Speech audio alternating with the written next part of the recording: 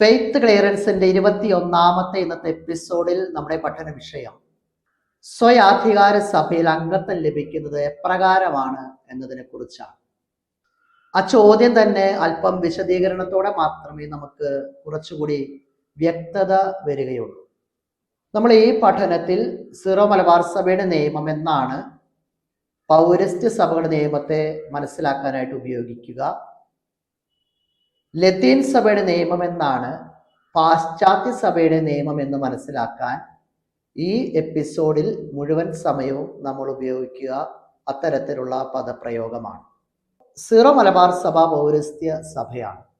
CCEO എന്ന ചുരുക്കപ്പേരിൽ codex കാനോനും എക്ലേസിയാരും ഓറിയന്താലിയും 1990 ഇത് നിലവിൽ വന്നത്. പാശ്ചാത്യ സഭയുടെ കാനോന നിയമ സംഹിത ലത്തീൻ സഭ പാശ്ചാത്യ സഭയാണ്.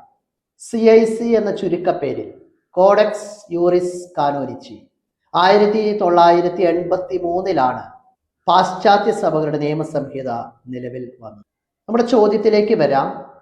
സീറോ മലബാർ സഭയിൽ അംഗമായ ഒരു വ്യക്തിക്ക് ലത്തീൻ സഭയിലേക്ക് ചേരാൻ സാധിക്കുമോ? അതുപോലെ ലത്തീൻ സഭയിൽ അംഗമായ ഒരു വ്യക്തിക്ക് സീറോ മലബാർ സഭയിലേക്ക് മാറാൻ സാധിക്കുമോ എന്നതാണ്. സീറോ മലബാർ സഭയുടെ നിയമം അനുസരിച്ച് 29ാം കാനോനയിൽ, കാനോന എന്ന് പറയുന്നത് നിയമത്തെയാണ്, 29ാമത്തെ നമ്പർ നിയമത്തിൽ 14 വയസ്സ് പൂർത്തിയാകാത്ത ഒരു വ്യക്തി മാമോദീസയിലൂടെ അയാളുടെ പിതാവ് അംഗമായിരിക്കുന്ന സഭയിൽ ചേർക്കപ്പെടുന്നു. അമ്മ മാത്രം കത്തോലിക്കയായിരുന്നാൽ ആ ശിശു അമ്മ അംഗമായിരിക്കുന്ന സഭയിൽ അംഗമായിട്ട് ചേർക്കപ്പെടുന്നു. ഇത് സീറോ മലബാർ സഭയുടെ നിയമം നമ്പർ 29/1 രേഖപ്പെടുത്തിയിരിക്കുന്നു.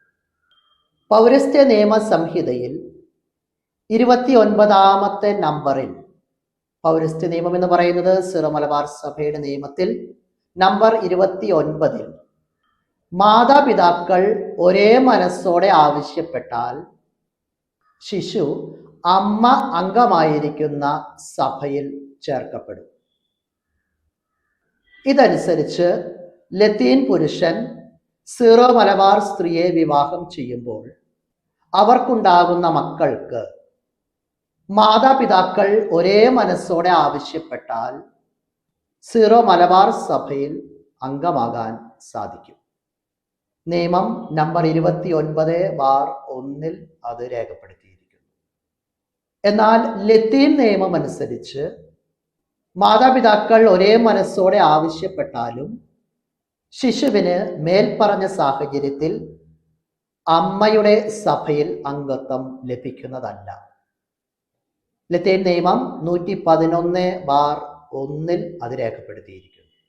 സീറോ മലബാർ സഭയുടെ നിയമം നമ്പർ 30, ലത്തീൻ നിയമം നമ്പർ 111 പ്രതിപാദിക്കുന്നതനുസരിച്ച് മാമോദിസ സ്വീകരിക്കുന്ന വ്യക്തി 14 വയസ്സ് പൂർത്തിയായ ആളാണെങ്കിൽ ഏത് സഭയിൽ ചേരണമെന്ന് സ്വയം തീരുമാനിക്കാം. 14 വയസ്സ് പൂർത്തിയായ വ്യക്തിയുടെ മാതാപിതാക്കൾ കത്തോലിക്കരോ അകത്തോലിക്കരോ മാമോദിസ സ്വീകരിക്കാത്തവരോ ആയിരുന്നാലും മേൽപ്പറഞ്ഞ നിയമമാണ് ബാധകമായിട്ടുള്ളത്. ഒരു സഭയിൽ നിന്ന് മറ്റൊരു സഭയിലേക്ക് അംഗമാകുന്നതിനുള്ള നിബന്ധനകൾ സീറോ മലബാർ സഭയുടെ നിയമത്തിലും, അതായത് പൗരസ്ത്യ സഭകളുടെ നിയമത്തിലും, ലത്തീൻ സഭയുടെ നിയമത്തിലും, അതായത് പാശ്ചാത്യ സഭകളുടെ നിയമത്തിലും തുല്യതയുള്ളതാണ്.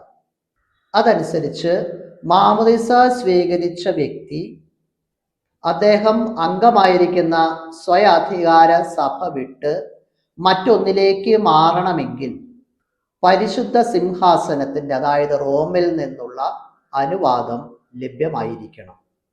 പൗരസ്ത്യ സഭകളുടെ, അതായത് സീറോ മലബാർ സഭയുടെ നിയമം 32/1 ലത്തീൻ നിയമം, അതായത് പാശ്ചാത്യ നിയമം CIC 112/1 അത് രേഖപ്പെടുത്തിയിരിക്കുന്നു.